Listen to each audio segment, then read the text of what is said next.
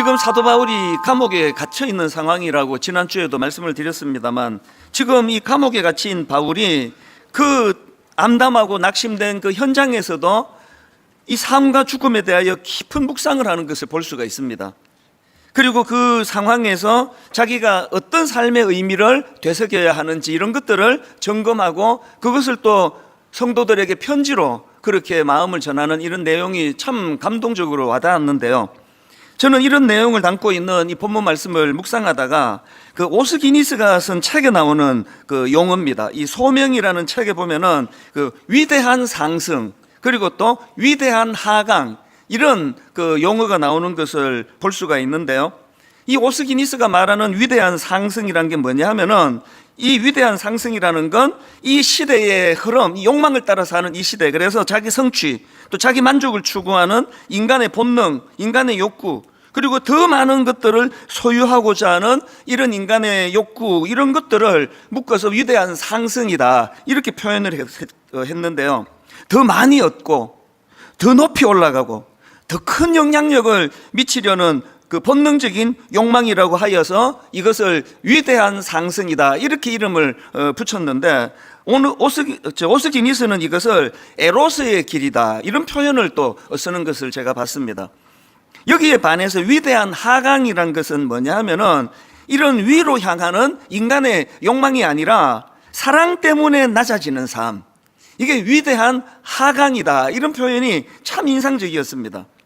끊임없이 자기를 비우고 내려놓고 낮아지는 길이라고 해서 그 이름을 위대한 하강이라고 그렇게 부르는데, 오스기니스는 이것을 아가페의 길이라고 그렇게 설명을 합니다. 왜 아가페의 길입니까? 이 위대한 하강은 예수 그리스도께서 걸어가신 그 길이거든요. 예수 그리스도께서 우리를 사랑하셔서 그 모든 것들을 다 내려놓으시고 십자가의 자리까지로 하강, 그 내려가셨기 때문에 이걸 위대한 하강이다 그렇게 부르는데요. 그러니까 오늘 이 시대도 이 두 구도예요. 오늘 우리 이 세상은 끊임없는 위대한 상승을 부추깁니다. 그런데 이런 세상이 추구하는 위대한 상승이 갖고 있는 부작용이 만만치가 않잖아요. 이 위대한 상승은 사람들로 하여금 끊임없는 경쟁의 장으로 빠뜨리는 거거든. 그래서 많은 사람들이 그것 때문에 실패감을 경험하고 자존감이 낮아지고 우울하고 이런 부작용이 일어나는 거 여러분 다 아시잖아요. 예전에 코미디 프로 중에서 그 맨날 술 취한 사람이 비틀비틀거리면서 꼭 그 소주병 하나 들고 그리고 코를 빨갛게 분장하고 이제 알코올 중독인가 보죠. 그러면서 비틀거리며 한 말 여러분 아시는 분 많으실 겁니다. 1등만 기억하는 더러운 세상. 이러면서 이제 이렇게 막 그 절규하듯이 그 술 주정을 하는 그것이 유행어가 됐는데요. 왜 술 취한 분장으로 그 고백을 할까요? 낙오했다는 거거든요. 실패했다는 거거든요. 그러니까 이 세상이 부추기는 위대한 상승은 1등만 성공한 거예요. 2등부터 전부 다 루저예요. 다 실패한 사람으로. 그러다가 보니까 이 무서운 비교의식과 경쟁 속에서 이 시대가 점점 살기가 어려워지는 것 같이 그렇게 느껴지는 것. 지난주에도 제가 어떤 뉴스를 보니까요, 우리나라 2030 청년 세대, 20대와 30대 청년 세대가 겪는 만성질환이 있는데요.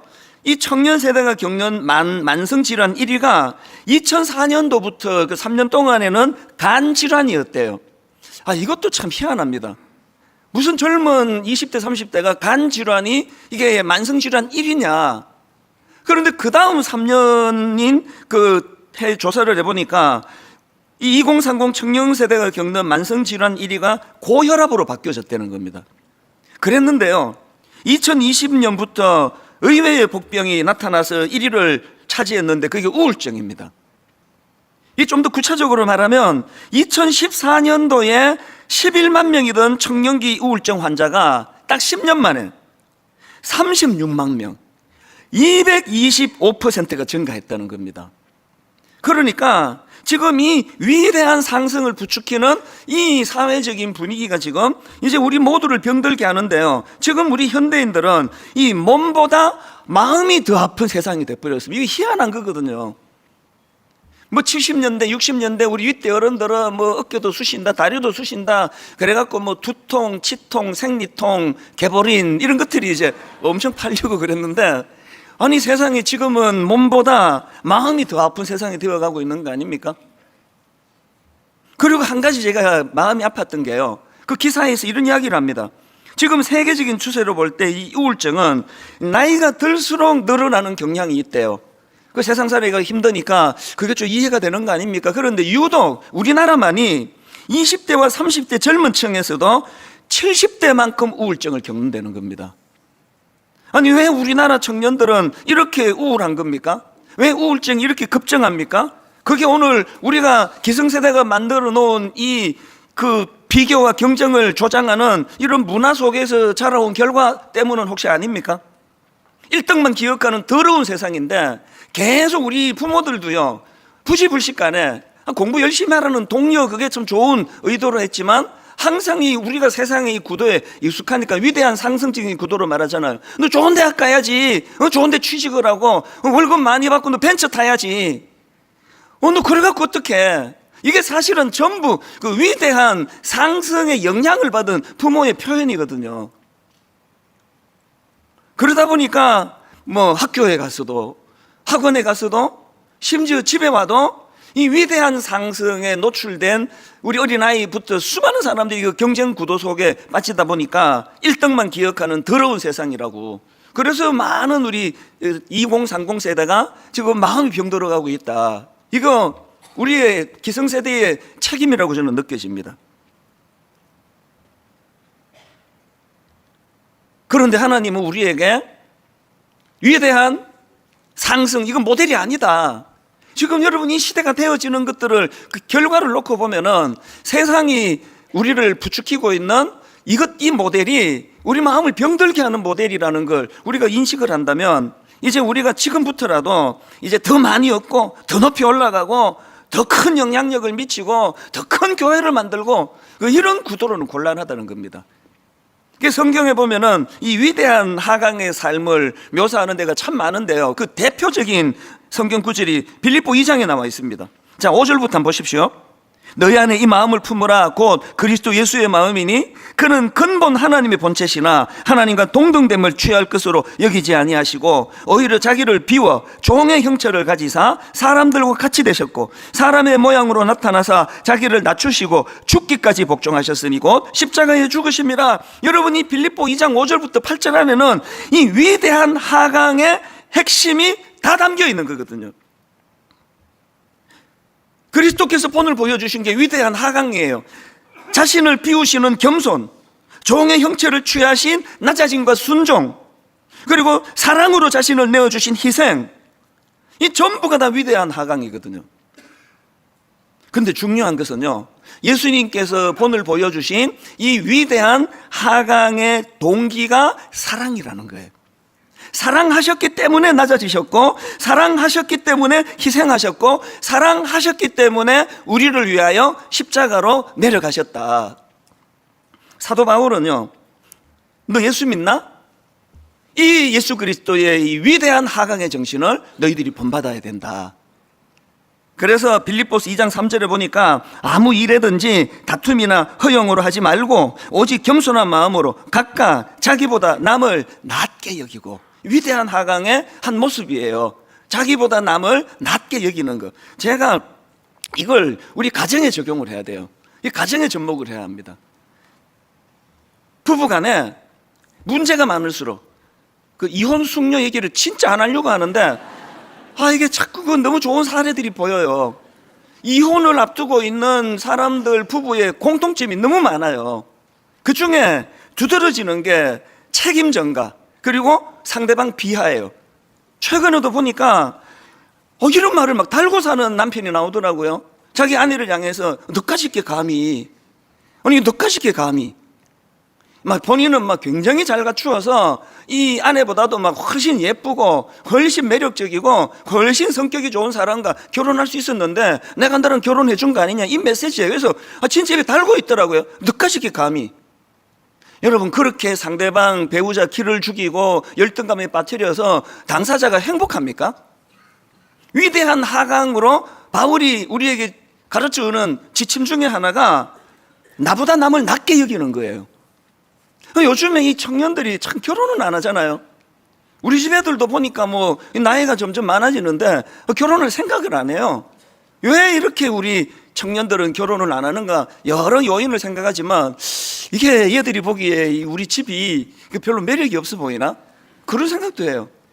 엄마 아빠가 너무나 알콩달콩 잘 살면 나도 결혼하고 싶어 이래야 되는데 그렇게 결혼은 안 해요. 오늘 우리가 이 위대한 하강을 실천할 수 있는 가장 근본적인 공동체가 가정입니다. 그래서 남편들 애쓰셔야 되는 거예요. 이런 표현. 아이 세상에 내가 어떻게 당신 같은 사람을 만났는지 생각할수록 이건 기적이야. 내가 어떻게 이런 복을 누렸지. 벌써 닭살하는 사람이 있는데요. 하셔야 돼요. 자꾸 하다 보면 그게 진짜처럼 느껴져요. 이 말이 이상합니다. 다시요.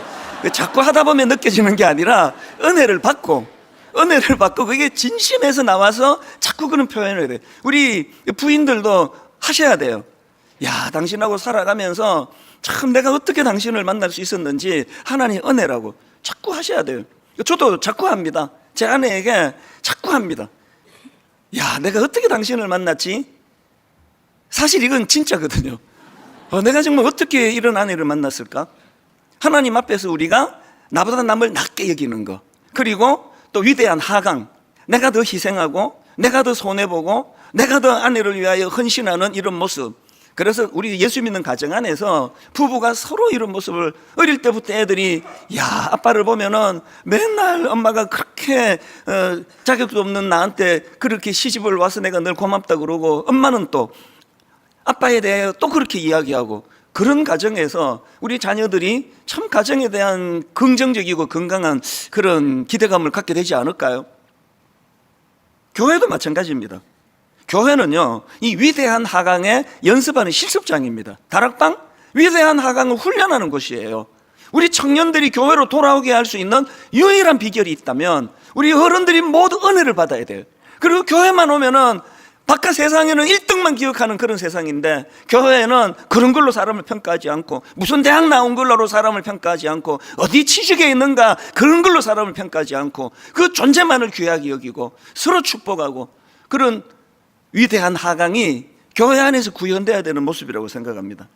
여러분, 이런 위대한 하강을 실천하는 게 왜 중요한가 하면은요, 그런 사람들에게 자기 스스로를 낮추며 위대한 하강을 노력하는 사람들에게 주시는 열매가 있습니다. 어떤 열매가 있는지를 오늘 본문 6절부터 다시 한번 보십시오. 빌립보 2장 6절입니다. 그는 근본 하나님의 본체시나 하나님과 동등됨을 취할 것으로 여기지 아니하시고 오히려 자기를 비워 종의 형체를 가지사 사람들과 같이 되셨고 사람의 모양으로 나타나사 자기를 낮추시고 죽기까지 복종하셨으니 곧 그리스도의 죽으십니다. 이 위대한 하강인데요, 그랬더니 바로 그 다음 9절입니다. 이러므로 이 접속사가 진짜 중요한 거예요.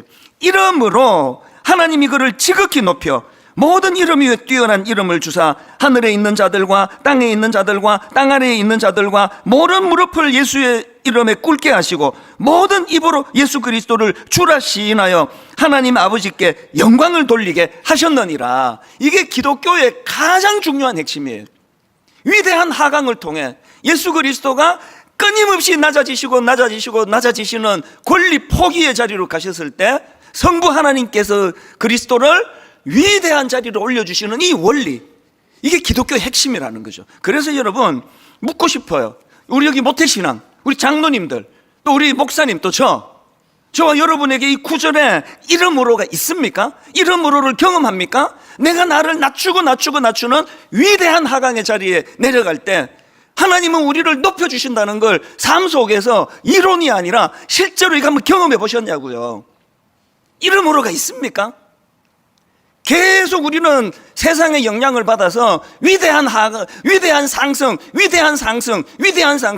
기도조차도, 복음조차도 그렇게 이용하는 거 아니냐고요. 이 세상 사람들이 막 예수 믿는 사람 뭐 학을 때 저것들은 그냥 그 위대한 상승을 위해 가지고 편법을 동원하고 무슨 뇌물도 쓰고, 다 이게 이제 80년대 제가 자주 하던 이야기예요. 뇌물도 쓰고 편법도 쓰고, 게다가 저것들은 예수 이름까지 동원해. 예수 이름까지 맨날 기도하는 게 위대한 상승 아니냐고요. 이 근본적인 우리의 생각의 중심이 바뀌어지지 않고는 기독교가 매력이 하나도 없습니다. 아니, 이 구절에 이러므로를 경험하지 못하는데 무슨 재미로 예수 믿느냐는 거거든요. 우리가 낮아질 때, 우리가 또 낮아질 때, 우리가 또 낮아질 때, 그 동기가 뭐라고요? 사랑으로 내가 낮아지고 낮아질 때 주님은 우리를 위대한 제대로 된 상승이 주님의 손에 일어나게 된다는 것, 저와 여러분 이 꿈을, 이 목표를 가지면서 신앙생활 하기를 원합니다. 세상은 말합니다. 높은 자리에 올라가야 성공이야. 더 많이 가져야 행복해. 그러나 성경은 그렇게 가르치지 않습니다.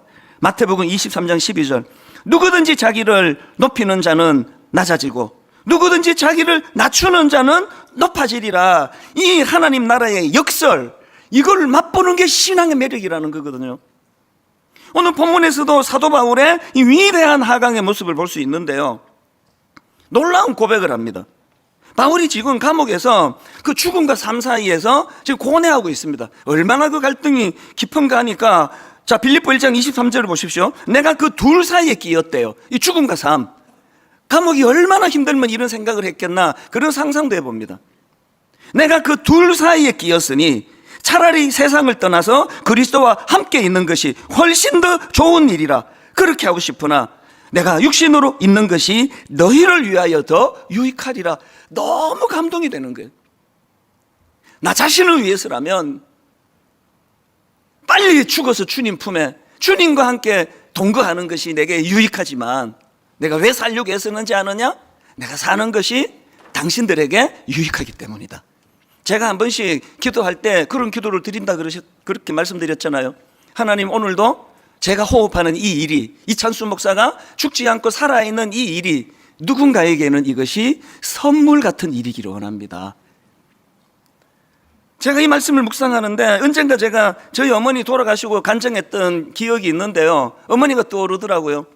지금 바울이 삶과 죽음 사이에 내가 끼어 있는데 내가 죽는 게 유익한데 나 사는 건 너 때문에 산다. 이걸 내가 어머니 말씀에서 자꾸 생각이 나더라고요.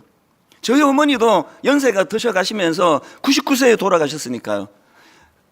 어머니는 빨리 이렇게 죽음을 두려워하지 않으시는구나 했는데 나중에 보니까 죽음을 두려워하지 않는 차원을 넘어서 빨리 돌아가시고 싶은 거예요. 그래서 이제 막 늘 꿈에도 고생 없이 자다가 하나님 나 불러가시면 좋겠다.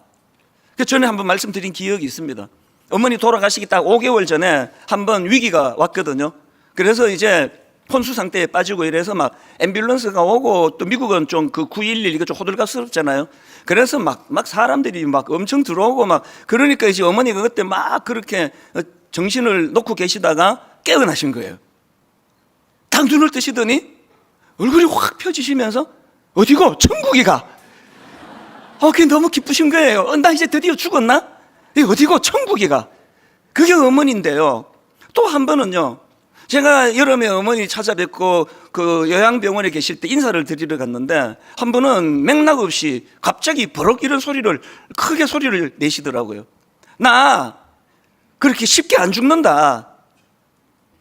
네가, 저를 가르치면서, 네가 진짜 하나님을 두려워하는 종인지, 네가 진짜 성도들을 두려워하며 성도들을 위하고 사랑하는 목사인지 내가 두 눈 부릅뜨고 내가 지켜볼 거라고. 그 맥락도 없이 그 이야기가 툭 튀어나오시더라고요. 이게 지금 사도 바울이 말하는 내가 두 사이에 끼었다. 나 자신을 위해서라면 빨리 죽어서 그리스도와 함께하는 것이 더 유익하지만 내가 너 때문에 산다. 우리 막내 목사 위하여 기도하면서 변질되지 않도록 나 이것 때문에 산다. 그 사명으로 사셨거든요. 사도 바울의 이 고백을 보면서 어머니 생각도 나지만, 저는 20대 초반에 미국에서 고생할 때 저는 이런 구절이 있는지도 몰랐습니다. 성경을 워낙 안 읽었기 때문에. 목사 아들인데 뭐 20대 초반에 이런 내용을 몰랐는데 나중에 보니까 이 원리로 나를 살려주셨구나. 그게 뭐냐 하면은요, 너무 힘들었거든요. 한국에서 대학교 2학년 마치고 이민을 갔기 때문에 이제 미국에서 이제 편입을 하고 대학을 졸업해야 되는데 우선 뭐 학비가 없습니다. 미국 학비가 또 오죽 비쌉니까?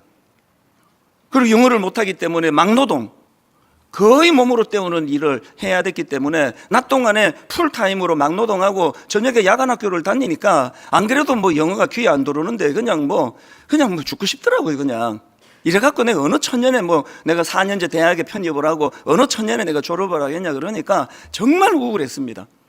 너무나 저는 마음이 힘들었고 살기가 별로 싫었던 그런 시절이 있었는데 그때 하나님이 저를 인격적으로 만나 주셨거든요. 그런데 달라진 게 하나도 없어요. 그 놀라운 은혜를 받고 아침에 일어나 보니까 통장에 공이 4개가 더 붙었네. 0000. 그래가지고 한 2억 정도 하나님이 축하한다 나 만난 거 그리고 송금해 주셔야 되는 거 아닙니까?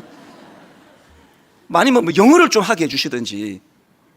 아무것도 달라진 게 없는데 하나님은 딱 한 가지 저에게 꿈을 심어주셨어요. 생각하면 진짜 웃기는 꿈입니다. 제가 이웃을 너무나 어렵고 힘든 사람들을 돌보고 섬기는 그 꿈을 저에게 주셨어요. 제가 40살이 되면은 한국에 돈을 무지무지 벌어가지고 40살이 되면은 고아원 하나 차리고 양로원 하나 차리는 그 꿈으로 제가 살았거든요. 하나님이 정말 놀라운 저를 살게 만드신 그 하나님의 작전이 하나 있는데 희한한 생각을 주셨어요.